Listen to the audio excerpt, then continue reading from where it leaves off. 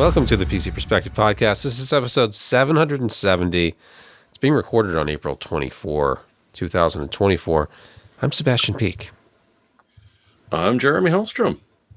I'm Josh Walworth. I'm Brett Fensberg. And I'm Kent Burgess. I'm just going to admit it right now. Episode 770, it's just episode 680 over again. It's got the same number of CUDA cores, same memory interface. It's all the same. It's just a rebrand. But we should pull up actually the episode GTX 770 was still a slightly better product. Slight How? price went up. How was it better? price Was went it up, slightly higher better cooling. clocks? It was slightly higher clocked, and 680, I believe, had a few things disabled. What? But the 770 did not. I'm calling BS on that. Wait, wasn't the 770 also 4 gig, not 2 gig? I can't remember. No. The 770 was a rebranded 680. It's 1,536 CUDA cores. It has 2 gigabytes of 7 gigabit per second GDDR5, 224.3 gigabits per. Okay, well then click it over to the 68 680 and let's see the. So those specs. Do you have all those memorized now? 1536. Oh, less memory bandwidth. You're right. Josh is correct because they bumped the memory speed from 6 to 7 gigabit. I was wrong, and Josh is right. Well, it's partially wrong, but you were partially right. It was not much of a jump from a 680 to a 770. How about that? You're right, and the price was better, so I'm wrong. Yeah. That's want everybody watching the live stream to know that I'm wrong, but I will cut all this out so I look better in the final version. You can't make me look better. Oh, you tried, but... You can support PC Perspective at patreon.com/PCPer, and you can be one of our exclusive patrons of the PC Per Arts. Do we have one, or is that space my name, like your name here kind of thing? It's actually very clever. I think that this is probably the most ideal name to put up in the lower third section and just say space my name. And it sort of is a meta play on space my name, yet it's space my name, if you know what I'm saying. I don't even know what I'm saying. So is that kind of like Ender's Game when he was, creating messages from people, but he used spaces in there to make it look like them, but it wasn't really them? Ender's Game. I know it's not talked about very much anymore, but... No. Anyway. Okay, read the book. Still good. Yep. Ignore Rosenstrauch card. By the way, the book you can't read. You have to listen to the podcast, or better yet, watch the video, because Josh has not yet written his burger memoir, but we can still talk about it every week. It's a coffee It's time table for Food book. with Josh. What is that burger guy? That the historian. He just opened a restaurant in George Mott's? Okay. Moots? I can't remember. Anyway, you look him up on YouTube, and he has fantastic burger recipes that he goes through. And he opened up a restaurant in New York, and he actually goes there for a couple hours a day, and goes and cooks up burgers during lunchtime. And apparently they're outstanding. So yeah, go look up the Burger Historian. But today was the classic. It was the classic Popper, one of the burgers that put Born in a Barn on the map. And there it is, brioche bun, double locally sourced beef patties, half pound of meat, fried jalapenos, cream cheese, and a chipotle raspberry sauce drizzled on top. Again, it was a fantastic burger, super tasty, and it seemed a little better today than I've had it in a while. I mean, the jalapenos weren't popping as much as I'd like them to, but it was still really good. Fries were a little overdone. Flavor of the nepotism. What's that? I said it was the extra flavor of the nepotism.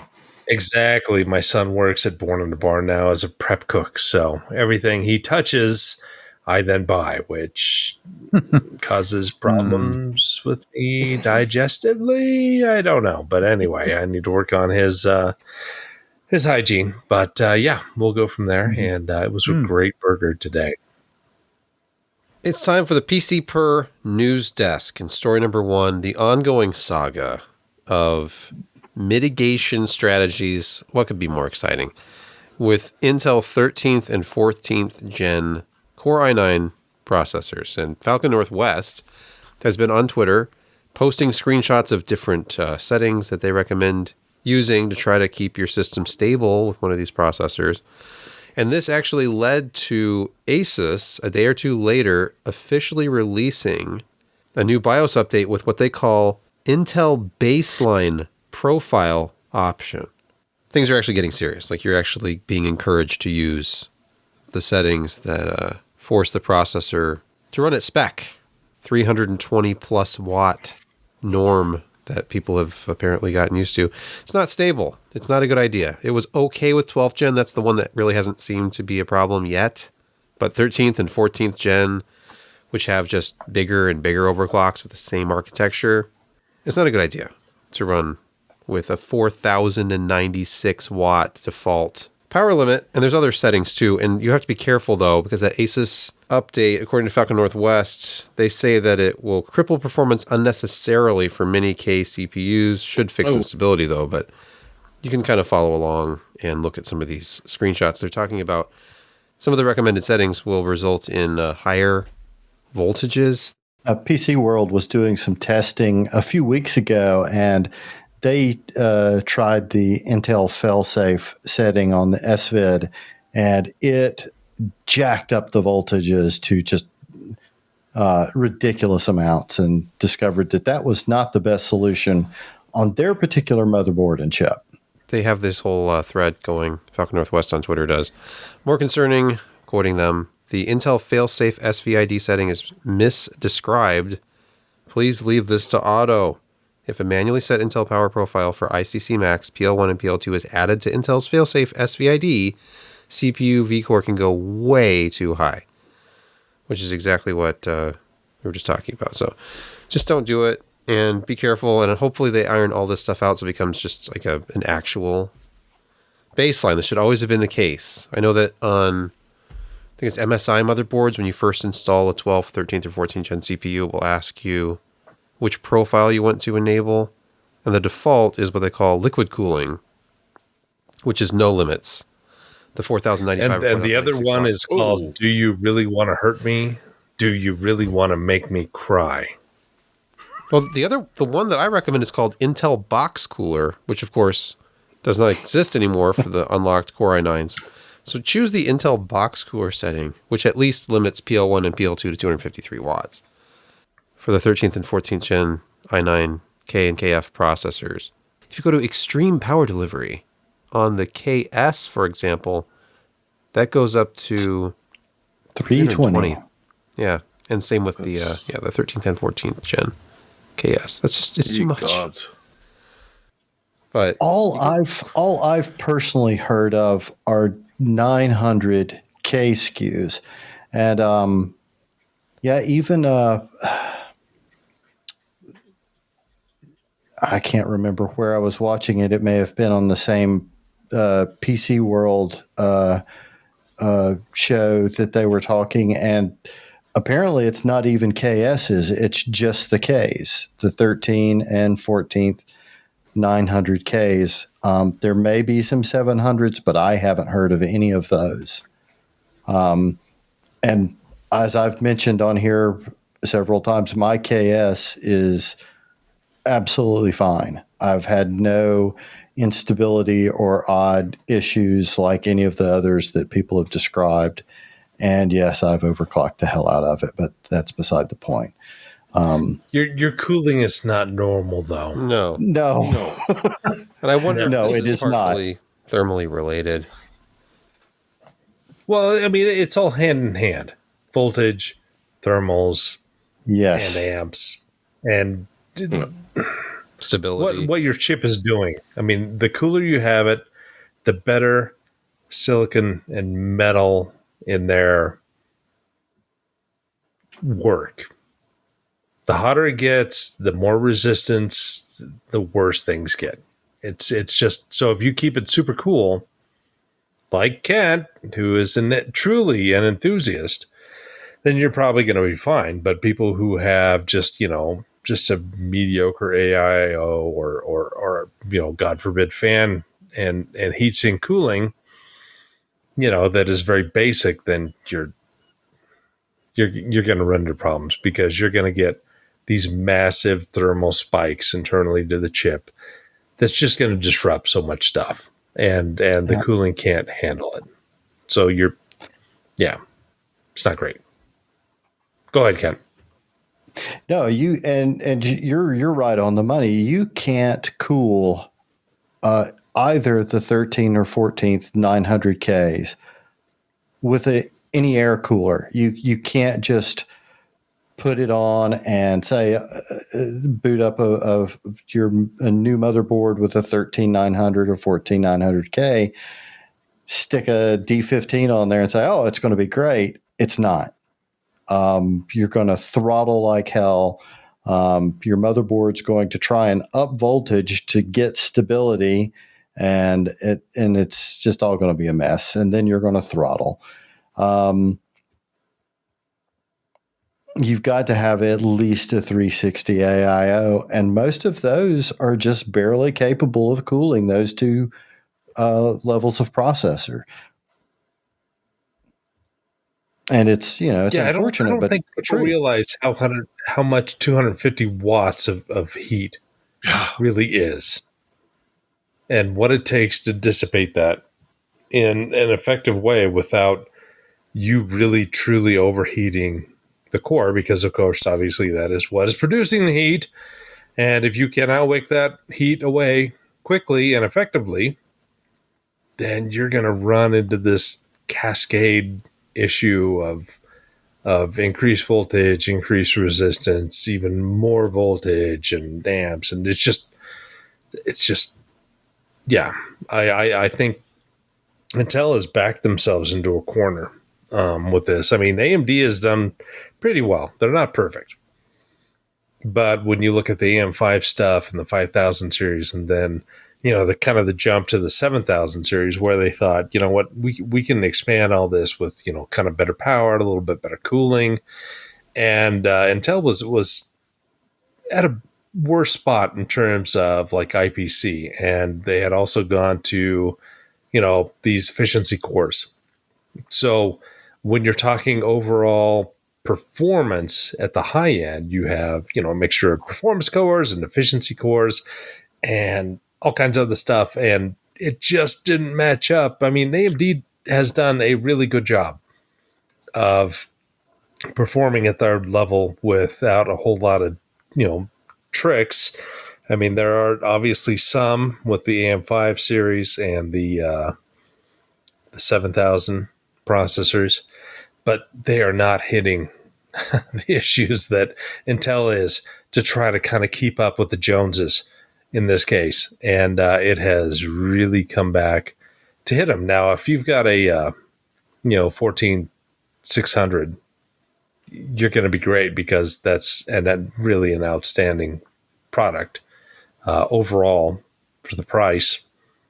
But once you start going above that, things get wacky, because I don't know. It's just too much complexity, too much variabilities, too much heat, too much power being addressed into a very, very, very small chip. And cooling, you're not going to have the best cooling in every implementation that can handle this. So they're living on the ragged edge, and we have seen them fall off. But that's not the concern when you want to look good on a chart compared to Ryzen processors this generation. So that's what they've done. They've pushed everything too far. The only alternative would be to fail to meet the Ryzen 9 standards of multi-threaded performance. So here's Cinebench R23. This is from Hardware Locks. Cinebench R23 with your ridiculous 4095 watt PL2, you can get over 40,000 in a multi-threaded test.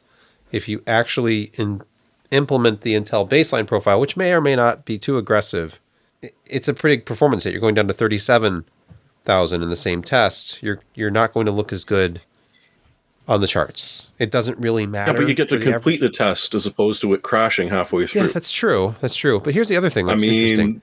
Look at Hardware Luck's findings with single-threaded performance with the Intel baseline profile. It's higher than default, slightly. And this is the exact same thing that I found when I did power scaling testing with a 13900K, which is that when you start scaling back, your single-threaded performance can scale up with a 241 watt limit. I don't remember where I came up with that number, but this ended up being a very nice balance with the cooler I was using, a 360 AIO. I was getting over 38,000 multi and slightly higher, consistently not very much, like 5 or 6 points higher, but higher single-threaded. And it went up just a little bit again when I lowered it down to 125 watts, which did not affect gaming in the least. So if you're just gaming and general purpose computing with these things, it doesn't hurt you to run even at 125 watts. Set it to like the 181 of a Core i5 this generation. It's not going to hurt you that much. You only need all of that power when you're running every P and E core all out in something like video render. So, Pat Gelsinger needs to have a discussion with some of these product managers in engineering because, yeah, it looks great on benchmarks, but when you start getting reports of instability and, Falcon Northwest is not a major partner, but they're an influential partner because they really pay attention to their products, their customers, and the engineering behind it. And if they come out and are like, hey, you need to do this, this, this to get stability. We hear other kinds of instability with Unreal Engine 5 Plus. That just undermines consumer confidence in your product. It's like, yeah, we can run these benchmarks and get really high-end things, but, hey, I'm running through a latest level of a game I'm playing and I just keep consistently crashing. It's not a good look. And there needs to be, some come to Jesus meetings at Intel about how much we're willing to push this stuff to the ragged edge because we've obviously, again, fallen over it. And you continue to do that, and the boutique builders are going to start looking at AMD a lot closer because those boxes don't do that. Not to say they're perfect, but... Well, maybe they do, but... I'm not hearing a lot of instability complaints about the 7800X3D for some reason. I don't know. It's odd. No. What happens when you take 8 cores at, 5 nanometers? Attach a bunch of L3 cache to it. It seems to be a pretty good and solution. Then clock it down. Yeah, exactly. Yeah. And then, and aggressively limit the power draw. Those are such well-behaved CPUs. They're too well-behaved. Yeah. You can't really do thermal testing with them because they're going to hit their 125, 140 watt limit, whatever it is, and that's just it. Damn it, kid, can't you rebel a little bit? There is a reason why I'm stuck with this 5800X3D in my main machine and now the test machine, because in all the game testing I do, it just performs right at that same level. But it is, like Sebastian said, so well behaved. So, there's this dichotomy thing going on. There's people buying most of these processors are, while some are enthusiasts, I am an enthusiast who's also a gamer. And honestly, I've got way more processor than I really use for anything other than just tinkering around with overclocking. But most people that are buying these, they're gamers. They don't need 900 series processors. They don't need 7950 or even 5950 processors. I know people that put 5950Xs, non-3Ds, there wasn't a 5950X 3D, but a 5950X processors in basic gaming PCs And they don't need that. That's that's more processor than they need. It's not even really designed for that. But people want to see those high Cinebench scores when they boot up their new system. And in gaming, you're not doing the same kind of process loads. When I am gaming on my system, if I run a Cinebench, I pull about 320 to 330 watts on the processor during the run. When I game, it's around 250 to 270 on the processor. So these companies, Intel's pushing, they're telling the motherboard manufacturers to push, but also the motherboard manufacturers are going, well, all these publications are going to be testing our motherboard against other motherboards. So we want to put a little extra in there to push it a little further. And that's when you end up with problems like this, is when Intel's trying to push a little further, the motherboard manufacturers are trying to push a little further, and somebody's pushed too far. There are rumors now that maybe the 8000 series will not even have high-end contenders. There was a rumor about that before, but who knows? Anyway, I don't think they will. I think that the rumors are probably right. This is a Polaris generation again, that they're going to target this kind of mid-range with an affordable. I mean, the memory that they're going to use is, Sebastian, why don't you topic 3 right now? There it is.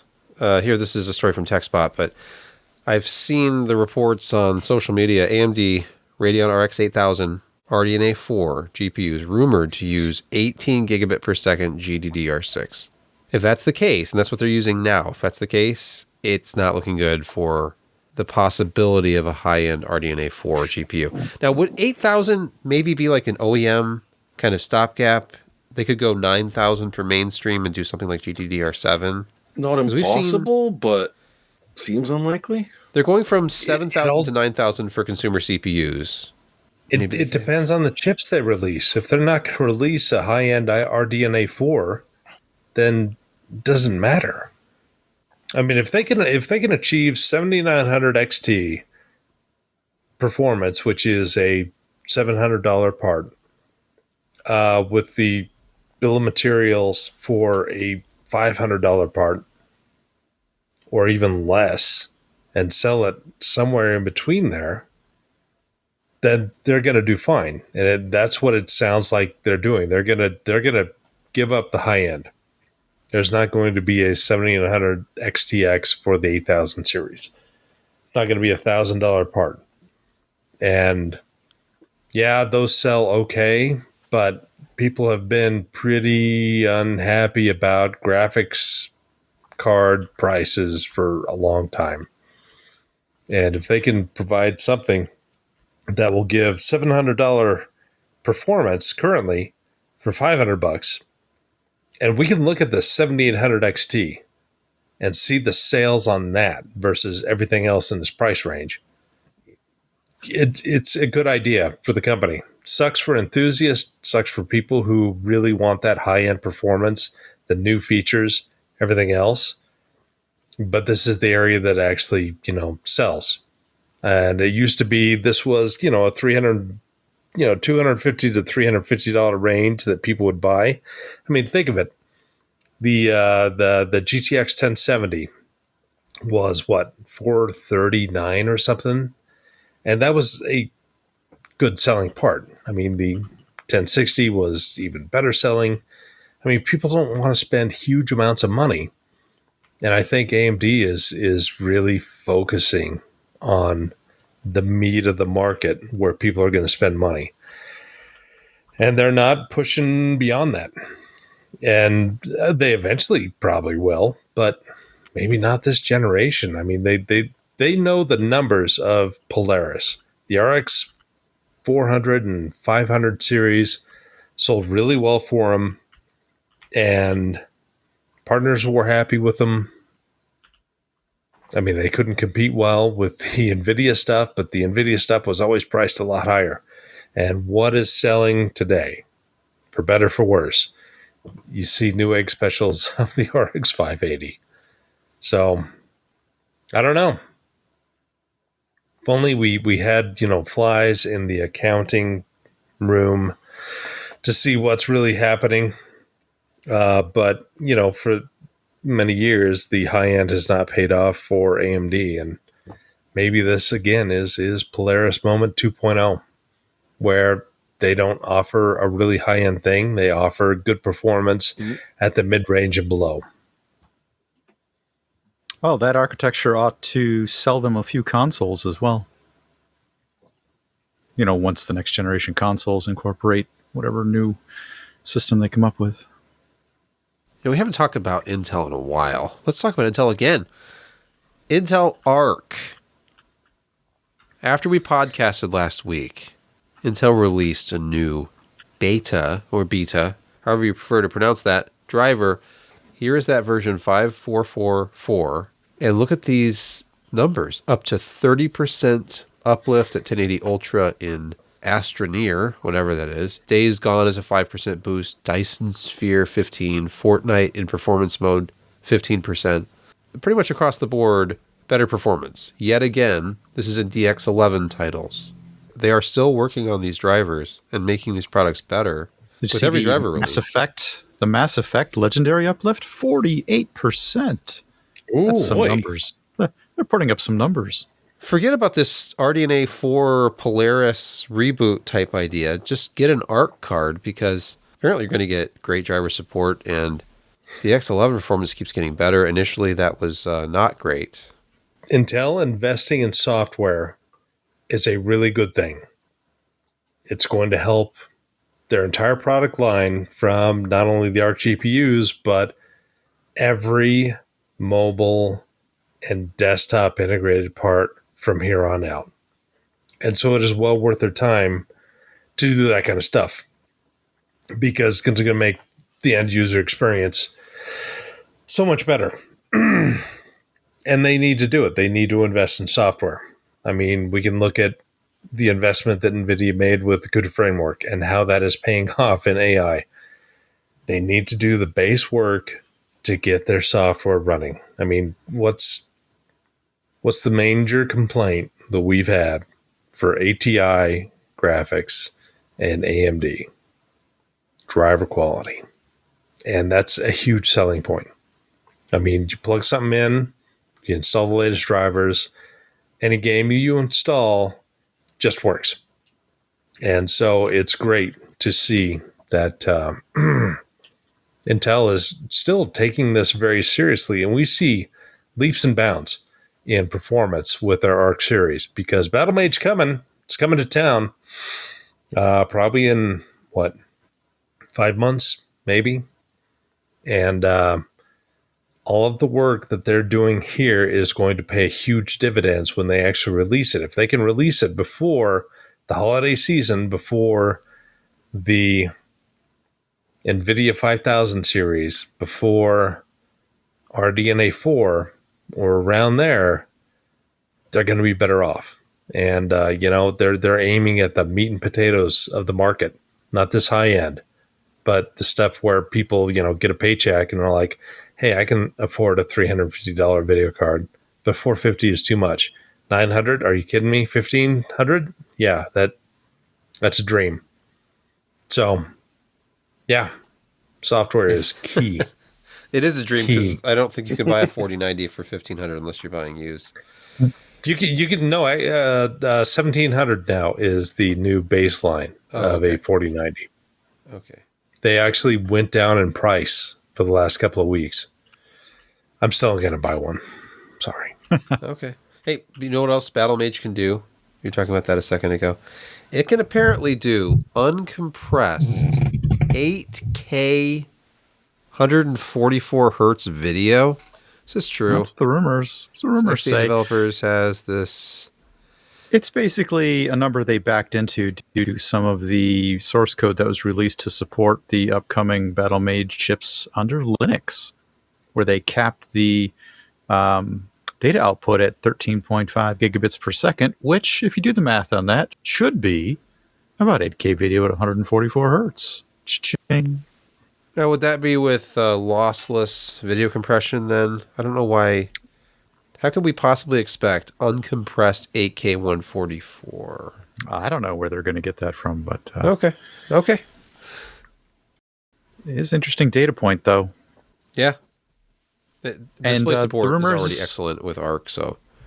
Rumor is before Black Friday, as Josh was implying.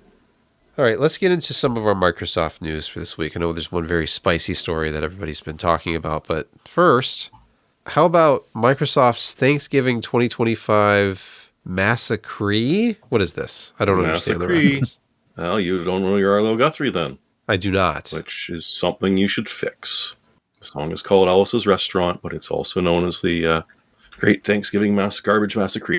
Anyways, if you're Canadian and you have Thanksgiving at the proper time, which is in October, this makes even more sense. But October 14th, 2025 is the death of Windows 10. After that, you're forking over $61 per device for the first year to get updates, and it doubles after that for probably 3 years before they just completely cut it off, which is what they've done historically. But Office 2016 and Office 2019, which I believe is almost the only the last version of Office you can ever buy.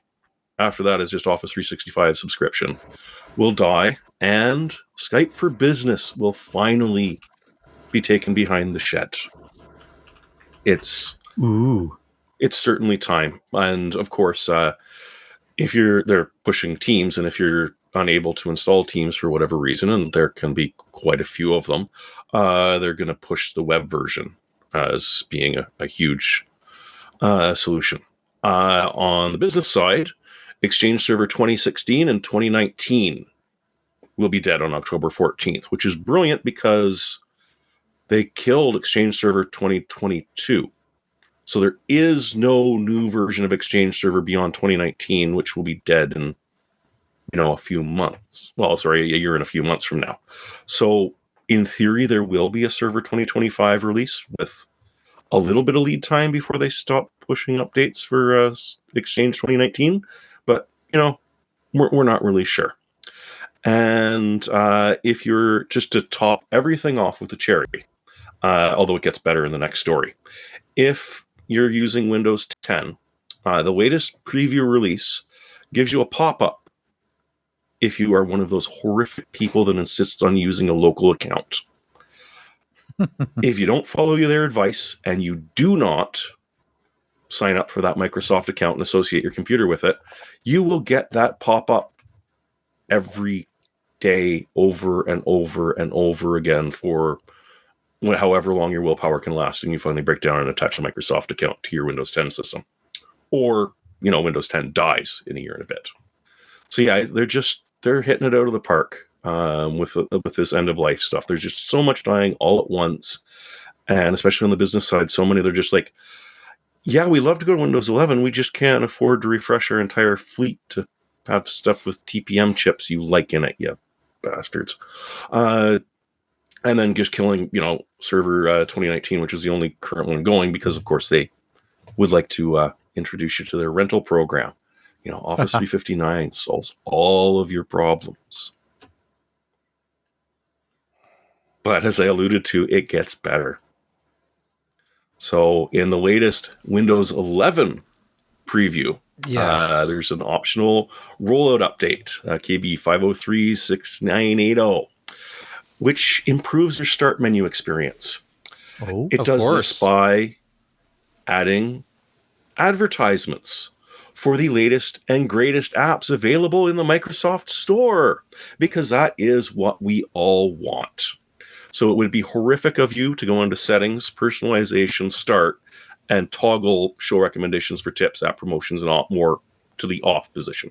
You should definitely not do that. You should enjoy the fact that your start menu has now become a billboard for the Microsoft Store. It's their gift to you. This is great because they've tried this in the past. Yep. Go on. As we talked about last week, this Roku is really sort of amateur hour, waiting for you to actually pause what it is you were doing before showing you an ad. Microsoft is getting right into your workflow, which is, I think that's really shows find that app? professionalism. Yeah. Well, Yes. Yeah, way more they were pro than pioneers. Roku. Roku paved the way, and we salute them. But as Thanks, Microsoft has demonstrated time and again, they will do everything they can to. Let me fix the camera here. Now, if only they can one up Adobe by making everything subscription, which I'm They sure would they're love working to. They would love to. on. Yes. At this point, though, they should really just make Windows free. There should be an ad-supported version and a paid version. Go with the freemium model. Hey, I want to get rid of these annoying ads. Well, I'll pay $100 to unlock the full version of this operating system. Or I'll use the free version and let Microsoft put in my start menu. So let's talk more about Microsoft. Microsoft really does not want your Windows 11 install on an old PC. Now, honestly, these are pretty old PCs if they don't have They are. SSE 4.2. If you're trying to install Windows 11 on what would even be pre-SSE 4.2? I think you're looking at, as they say, 15 years ago. Yeah. So this is kind of a non-story. I mean, would you even want to put Windows 10 on a machine running with like an FX processor? Yeah, but Windows 10, really, what's going to happen to Windows 10 here? I mean, they're shuffling that off to its mortal coil as quickly as possible, but you potentially still have a machine that you are reasonably happy with whatever it is that you do with it. Oh, I'll just install the latest version of whatever Windows is available now. No, you're not. Go out and spend more money. It's just another one of those things that's going on with Microsoft and insisting people move forward. I hate to break it to you, but that Windows 98 SE install is not getting security updates anymore. Not official ones, anyway. Okay, so the FX Bulldozer era that supported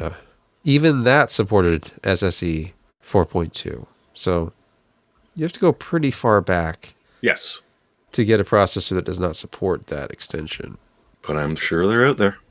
Let's see. How about the vaunted FX57? That's a classic processor. It's rare, expensive. It's one core and one thread. We used to live in hell. SSC, 3D Now. There you go. It's SSE 3, no SSE 4. AMD had a 4A for a little while too. It was like a half support. No, it for was Barcelona or something. Okay. I haven't So- seen the codename San Diego in a long time. Nope. The FX57 was a interesting stopgap processor for the high end. It was not really consumer oriented, even though they aimed it that way, sorta. But yeah. Next up, 3 reasons why you should not use No, iPerf 3 2.5 now. on Windows. What is iPerf 3? It's a network performance monitor, a way of determining how fast packets move from one device to another on a network. Network performance, iPerf, internet performance, so to speak. Anyway, iPerf 3, latest version, you'd think you'd go get that one and throw it on your box and have an accurate measurement, but that's not actually the case. Apparently, the company that makes iPerf 3 actually only develops it on Linux and Mac OS. I think there might be another OS they develop it on, but Microsoft is recommending that you pull up iPerf 2 and use that one. So if you're trying to use iPerf 3 on Windows, just don't. It's not giving you accurate results. And Windows also comes with a couple of network measurement tools. Got Jeremy. Sorry. But I was going to say that it also brought us one of the most hilarious things I've read on the web today. If you go back and you look under the bold on Reason 3, you can show them or read it out. Go search for iPerf 3 on Windows on the web. Go ahead, open a tab, and use your search engine of choice, which I am certain is Bing with Copilot. Yes, Microsoft. Yes, it definitely is. Go back to the second unglue. I also want to know if it actually comes up with that, because Bing with Copilot doesn't necessarily search for what you asked it to. It searches for what it knows you wanted to find. Oh, well, whatever. Just, open up NT, TCP, or whatever Windows tool you want and use that instead. And I don't care if you're using a different architecture on the other end of that wire. Just you should only be talking to Windows machines anyways. Keep them separated. Yeah. It's time for In Security Corner, and our first story comes from Bleeping Computer, of course. Arcane Door hackers exploit Cisco 0 days to breach government networks. This is always exciting when you see a couple of pieces of security apparatus are the ones that are actually being exploited by hackers to gain access. Unfortunately, my browser just quit rendering this. Oh, there we go. Okay. So security by obscurity never works. Cisco builds a couple of very nice firewalls. Unfortunately, they've been exploited since late last year, and they have just come out with a 0 day, what they're calling a 0 day patch. So if you've got one of their ASA or FTD devices, for goodness sakes, get their latest patch, because it's been possible to exploit your firewalls, a device that's supposed to prevent this sort of thing. Again, just as a quick reminder, with malware, and that has a lot of threat actors to gain illicit access to your networks. So again, if you're rocking an ASA or an FTD device from Cisco, they have a patch with your name on it. Please go upgrade as soon as you can. It's been exploitable for quite a while. Yeah, it's not a 0 day. It's like a negative 200 day. Yeah, I thought that was kind of a weird naming way of saying they're calling it a 0 day, because maybe it's because you guys just discovered it, and then you sort of looked at the exploits going like, oh, we've been vulnerable, and they've been exploiting it since like November of last year. Ooh, this feels bad. You know, they've literally only strongly encouraged those people rocking these apparatuses, these appliances to upgrade. I think it'd be like a more strongly encouraged than simply strongly encouraged. Like, shut it off till you upgrade it. You patch a Cisco firewall, and half the time it just goes belly up, and you got to redo it from scratch. So, buy another one. That's Cisco would like it if you just bought a new piece of hardware. So your Cisco expired, yesterday. Bizarre. Yeah, don't worry, your Cisco salesman is making a stop at your location very soon.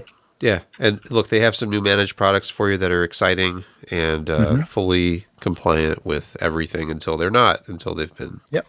Imagine if it's like the Tech World Snap-on tool truck, and you sort of get the idea. Are Snap-on tools good or not? You an offer you can't refuse. Okay. Snap-on tools are good.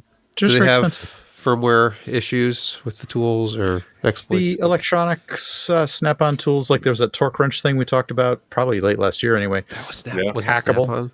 Oh, well, no. I think let's move. Anyway. Let's move. Next, Google can't quit those third-party cookies. They're just so tempting. Apparently, they have to delay the shutdown for a third time. They need to design their own advertising system built into Chrome before they'll get rid of these third-party cookies. So they want to be able to do it themselves and say that they're not tracking via. It's almost like on one hand you have evil, and on the other hand you've got more evil. So basically the UK has gone to the extent of saying, all right, we're going to tolerate the existing evil while we evaluate your new evil and just see how much worse it is. And that's that system that Jeremy was just talking about, the fact that now Chrome is going to be built in this whole ad tracking system that the UK government is now afraid that's somehow going to advantage Google in the ads or the advertising space. I can't imagine how that would work, but they're seeing that might be the case. So they're investigating the new evil to try and decide whether it's worse or better than the existing evil. And in this case, please keep the existing evil running. And that's what Google's doing with their cookies. Are we going to mention the name of the new evil? Sure, go ahead. Privacy Sandbox. Yes. It's almost like a firewall that's designed to prevent intrusions. Sorry. Finally, from Security Week, new password cracking analysis targets bcrypt. So they're not just using MD5, apparently. No, not at all. passwords are usually encrypted with what are called one-way hashing algorithms. And the way that works is that your plain text password is passed through a one-way hashing algorithm that's turned into what looks like a mismatch of hexadecimal and number characters and letters and sometimes other characters. But anyway, the point here is it's supposed to be non-reversible, and that the only way that these systems know that it's you that are logging in is they run your whatever's been entered as your password through the same one-way hashing algorithm, and they compare it with the previously hashed algorithm. Usually that has like a time seed in it as well. So if those things match, they let you in. Increasingly sophisticated algorithms, as well as the helpful hand of very, very fast GPUs and the algorithms that can run on the GPUs, are reversing these one-way hash algorithms in such a way that if your password is not complex enough and has not gone through the right one-way hashing algorithm, bcrypt, MD5, or a couple of them, they're easily guessed. And here's a helpful chart. So if you're using a 6-character password of numbers only, this crew with their easily accessible, I think they're using a dozen 4090s, can guess your password instantly. But don't worry, if you're using 8 numbers, it takes them 37 seconds to guess your password. That's okay. And that's with 12 4090s. I mean, that's with 12 4090s. I mean, who can possibly afford that? Horsepower. Yeah. So I mean, it'd be several minutes for most people. Yeah. If they're really interested in your password, it might take them minutes. If you're using like lowercase letters, it might take almost a day to guess your 8-character password. So I mentioned this like maybe last week, maybe a couple weeks ago, but make your passwords longer. Mix them with a couple of symbols. Get above 11 characters. You're pretty much going to be generally safe from most password brute forcing hacking attempts. And with today's technology, you're into months or years worth of hacking with this kind of setup. That doesn't mean a state actor isn't going to be able to hack your stuff in minutes. But the point is the average hacking crew is not going to be able to brute force your password if you use 12, 13, 14 characters mixed, potentially some mixed case with a couple of symbols. You're going to be good. Just do that. Don't use easily guessable short characters. Always and include vulgarity. Unfortunately, humans are somewhat predictable. So, that is an excellent password, Sebastian. Good suggestion. Is this going to? You think this would be easy to crack? Okay, let's see. I'm going to tell you. Here's my advice right now. Just characters. So that's yep. You need dots between. Yeah, just put dots in. Oh man, that's my bank password. Let's see. Thanks, Sebastian. Password. That's 11 characters, right? That's more than 11 characters. It's got to be really secure. I'll put the number on there. You know what? If we just hop back to the that's actually good length, excellent length. We hop back to the chart. We can see that takes almost 2 days to hack that one. That's with a dozen 4090s, by the way. So that's it is. And bcrypt is in widespread use. I guess that was the point here. Is bcrypt was considered fairly inassailable for a long period of time. What's better? What's better than bcrypt? I mean, there's never turning your computer on. Argon 2. Okay. There's a couple of one-way hash algorithms that are up and coming that might be a little bit better, but just try and push your length of your password out to 10, 11 characters and mix with symbols, and you're probably going to be okay. Yeah, even 10 though. If you can do 10 with numbers, upper and lowercase letters, and symbols. Throw in a symbol in there. According to this, 33,000 years to crack your password. With a couple dozen 4090s. Now, 5090s, we're going to lower that to, just seconds. But right, yeah. That'll be a big... Plus, this next generation of CPUs. What? I'm still going to print this chart out and post it at my workplace tomorrow. Yeah, it's handy. I'm sorry. Password 123. Wait, the people you work with can read? Secure password. Some of them have MDs, so yes, they can read. I don't But know they if can that probably necessarily barely goes write. hand in hand. And Mark says it succinctly from the YouTube chat, says, we call that entropy. Put a little bit of entropy into your passwords, people. Yes. Please, just a little bit. Nah. It's too hard. If the barrier to It entry is anything, most people say no. Yeah, most people can't. And that's why we have very, very large botnets. Some of them are botnets of light bulbs, but that's the manufacturer's fault. We're creating password 123 as a default backdoor. But anyway, Nice. what All are you right, gonna let's do? move to gaming quick hits. First up, we have Song of Conquest approaching version 1.0. It is. It's pixel art. If someone said, wait a second, how many pixels do screens have nowadays? Why don't we make those pixels really, really tiny? Because it is. It's relatively good looking. It's Heroes of Might and Magic. That sort of wander around the map with your hero and your armies, and this with a separate city builder going. But it's pretty. It's got a nice soundtrack to it, oddly enough, and I've been fiddling around with it a little bit because it's in early release, about version 0.8 or so. But towards the end of next month, it'll hit the version 1.0 for everyone. If you like this sort of game, we have one in a while, and I've been sort of enjoying it. Wing Commander 3 changed Windows forever. Why? Because of the Mark Hamill cutscenes, or what? Well, that too, and also the multi-track synthesized music. But no, Malcolm McDowell. yes. John Rhys So way back in the Davies, day. Yeah. Oh yeah, it had so many people in it. It was great. But Chris Robert, the thing is, before he did back in the Wing day. Commander, the movie. well, we don't mention that. No. No, we just don't mention that.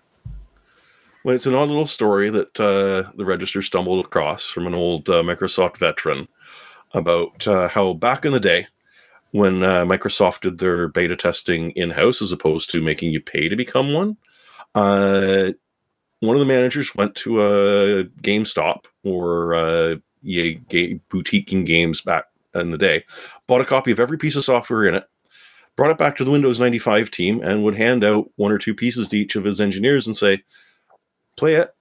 If you can find a way that it breaks on Windows 95, put in a bug report and hopefully even solve it, well, you get to keep the software. So one lucky guy got Wing Commander 3 to test out and found something that when you're running it in DOS, no problems whatsoever. But if you were doing it natively in Windows 95, the cloaking device would never enable because it was Control-C. So it turns out that the clipboard paste operation or copy operation was still live while you were playing the game. And, instead of checking to see if there was an actual active paste that could be done, it would just put that Control-C back through Windows into the DOS 3.0 version that was actually running Wing Commander. And boom, you just couldn't use that anymore. So they had to completely change how the whole copy and paste, the clipboard and the behind the scenes worked. So yet again, another wonderful thing that Wing Commander 3 brought us. And now you know.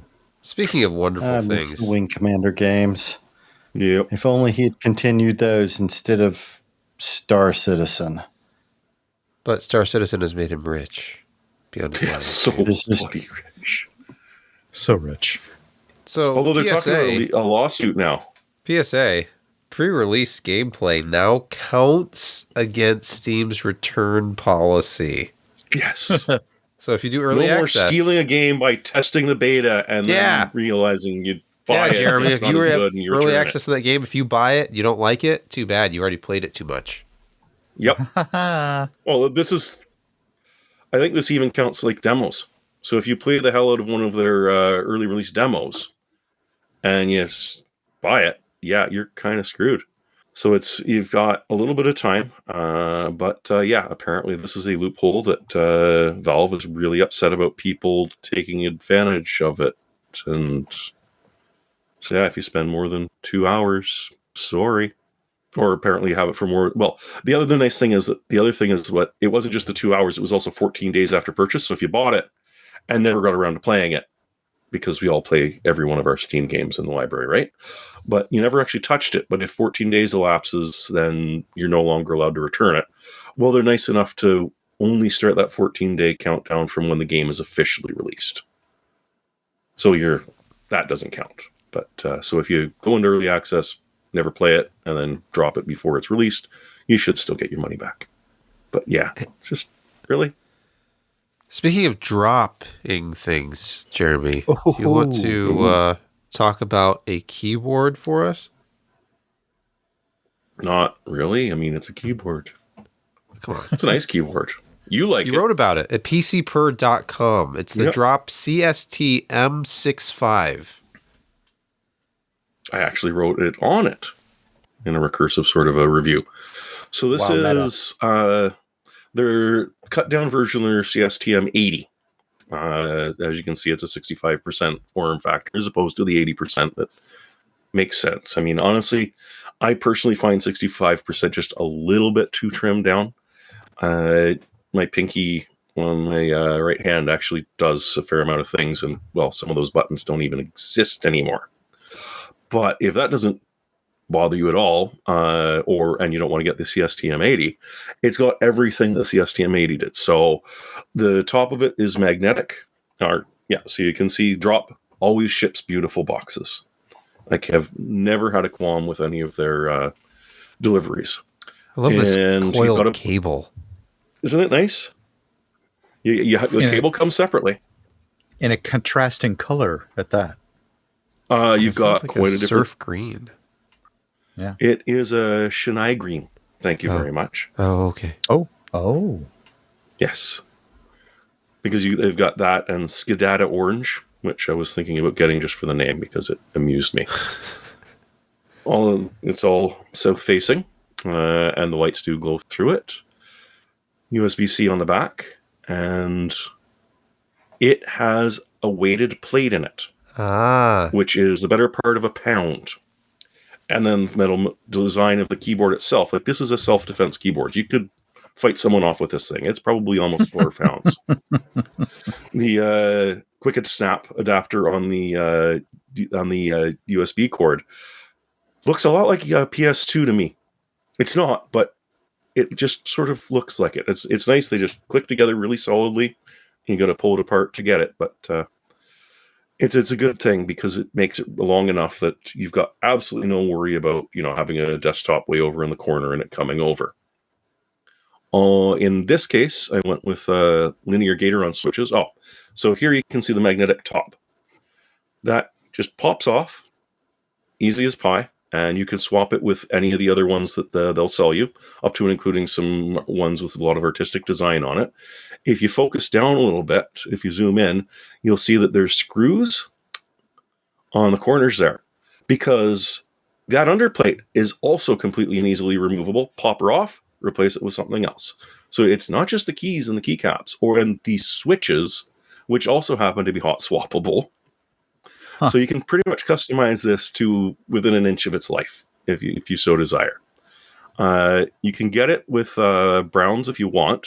I went with the yellow KS3s so that it won't drive you insane while we're doing the podcast.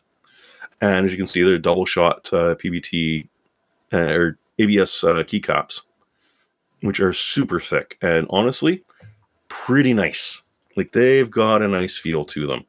And because they're linears, I mean, the actuation is just tiny, but you can still bottom it out as much as you want.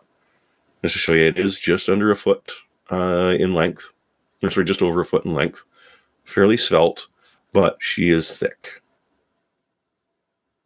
So it's as you can see, there's no feet, but it's got enough of an angle on it that it's relatively comfortable for that. And there you can see it next to like an 80%. Also from Drop, the Lord of the Rings one. So yeah, you can see exactly what you're missing. The RGB-itis is slowly consuming me, and this has a lot of mechanical functionality to it. So you don't even need any software if you don't want. It's got a whole bunch of effects that you can do just by hitting certain key combinations, which they give you a cheat sheet for, of course. And there's enough onboard memory that once you've set something, if you unplug it, plug it in on a different machine, it's going to light up the exact same way it was before. Relatively nice if you love that. But the drop configurator software, now you get a little crazy. You can configure various layers, changing the lighting, changing the key mapping, changing literally anything you want on the thing. And I think it defaults to about 4 layers, but no, don't worry, you can add more if you would like. Also lets you flash the firmware on it to one of the drops preferred ones, or switch it over to a Mac keyboard layout. But you can also flash a custom one if you're into designing your own firmware for keyboards. And I mean, there are people out there that very much are. So overall, I mean, I really like the linear switches. They have resistance to them, but are quiet. And clicky keyboards are fun, but eventually you just sort of grow out of them, unless you're Josh. And the RGB can be completely toggled off, or at least dimmed to the point where it's not bad. The keycaps are just gorgeous. I've always looked strange at people that describe really nice feeling keycaps, and okay, I get what you mean. I understand now. But I think I would overall recommend the CTSM 80 for me, just because I like the stuff over at the far right of the keyboard. But if you're into the 65% size, it's a bloody good keyboard, and it's heavy enough that even though it's cut down, it's not going to be sliding around on you at all. And you can defend yourself with it. Which one does the cat prefer? She liked this one better. Her brother was more into the Lord of the Rings ones. Okay. Thank you, Jeremy. You know what? It's already time for picks of the week. Josh, please get us started.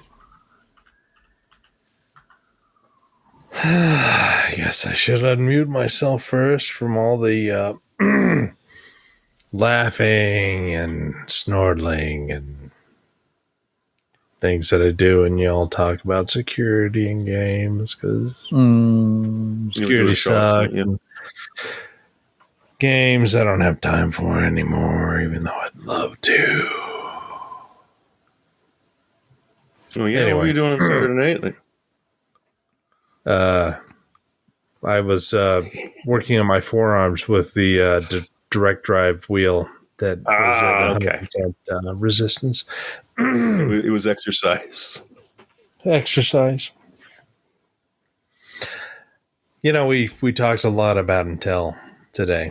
Talked about a lot of the bad things that they've been doing in terms of their product decisions and performance. And, if you really just are tired, maybe go AMD route. This MSI Tomahawk X670E is still sitting around $260, and it's a solid motherboard in terms of features. Power delivery, it does by 16 PCIe 5 to the graphics, and it does by 4 PCIe 5.0 to the first M.2 slot, which is kind of what you want if you feel like upgrading those things. You can get a 7800 X3D for far less than $400 now.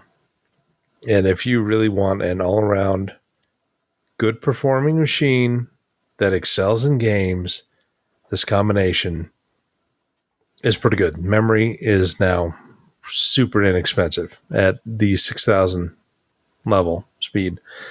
So you can install 4 M.2 drives, which is really good. Yeah, one will only be the PCIe 5.0, but the other 3 will be PCIe 4.0. No drop off to 3. I think there is like the last PCIe slot is at 3.0, but other than that, really solid, motherboard with good expansion. You can plug in a few other cards. It's got the 2.5 gigabit Ethernet, which, that takes up one expansion card. So, if you want to go that way, it's a pretty solid choice for your motherboard. And it works. And they are constantly updating BIOS with better things. Better. Who's clicking their keyboard? It's not you. It's me. Yeah, it's not you. It is not me. Thanks, Josh. Jeremy, do you have a pick? You're welcome. Just an obnoxious thing that I bought myself when I upgraded my cable box to the tiny new Internet of Things that does not have a clock on it. So I've got no clock in my living room anymore. And I decided to search and find the stupidest timekeeping device I could, which I really feel I've succeeded in.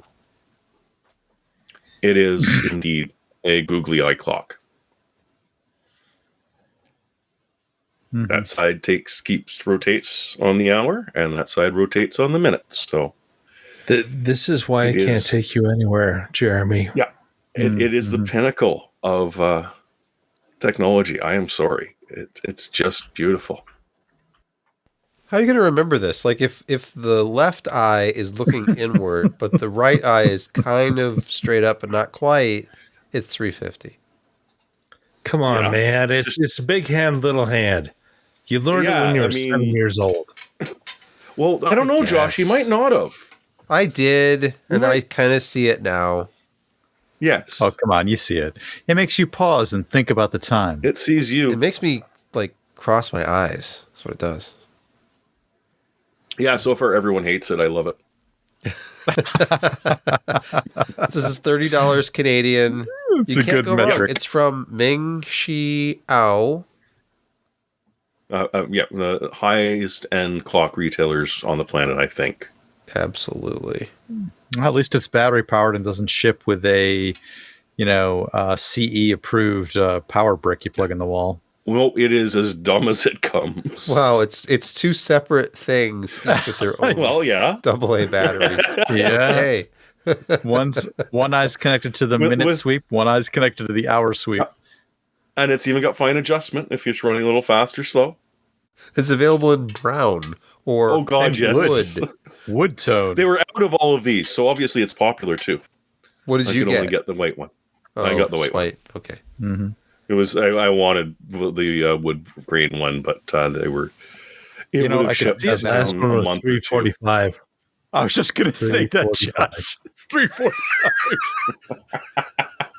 It took me a minute to finally wrap my brain around it. Once I did, it's like, okay, that's kind of easy to see. Yeah. Literally. All right. Who wants to go next? Brett, do you have a pick? I do. If there's one thing you can say about Amazon is occasionally they make television shows. Sometimes they're well received, sometimes not. But in this case, it's been well received. They usually base them on an expansive IP. They did that again, this time with Fallout. And it has resulted in increased interest in the original IP, the games. So go out and get some. If you haven't played Fallout or you're looking to buff your Fallout library, now's the time. GOG has got your sale. $6, $7, $8, $9, $10. Choose your level of interest.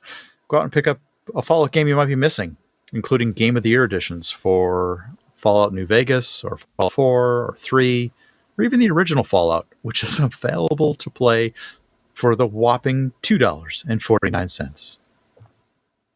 Or Tactics if you never played it. Well, I heard Tactics wasn't so good. I never had that one.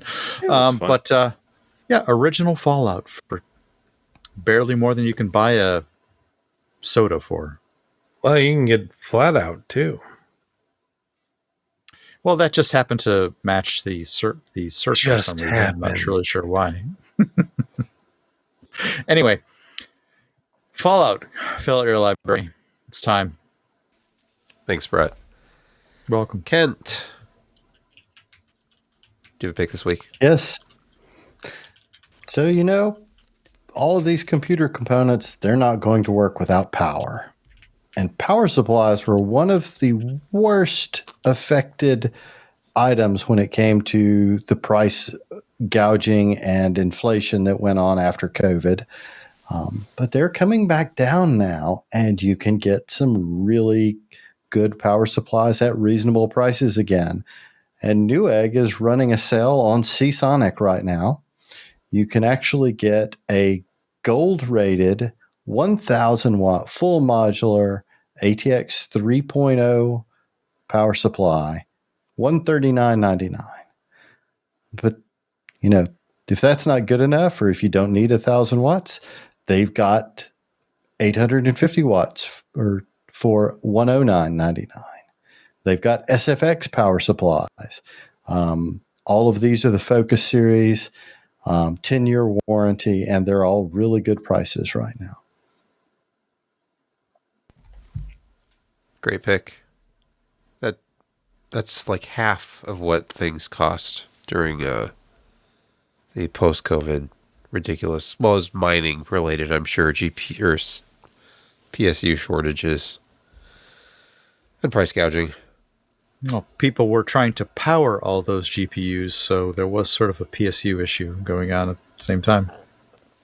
I sort of have a pick this week. I discovered a channel and a video. I have only watched the one video. I don't know anything about this guy or his channel, but it's on YouTube, and it's from Charlie Hopkinson. So it's deep fake videos. They're good. Basically, imagine Obi-Wan, Qui-Gon, and eventually Anakin all sitting around the living room. Oh, and there's Dooku's head and hands.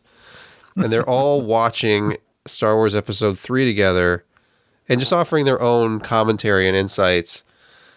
And Qui-Gon apparently didn't know anything that happened in the movie. He wasn't paying attention after his death. He was dead, yes. But I mean, he was coming back. He had learned how to maintain his individuality in the netherworld.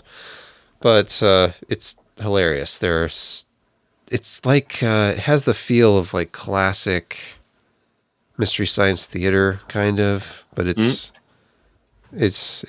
pretty darn funny. So I definitely recommend checking that out. Charlie Hopkinson is the channel. I think the guy does all the characters himself, but they are using deepfake technology. The best effect was the Obi-Wan character. I think he does the best impression of Ewan McGregor there. But it's... yeah, anyway. Check it out. Ian or Alex? Yep. Anyway, that's the show for this week. Tune in next week for another episode. Thank you. Thank you. Thank you. These are not the podcasts you're looking for. 680 might have been a better show. I don't remember. Well, it's sort of hard to say. It had the Apple M.2 in it, if you remember correctly.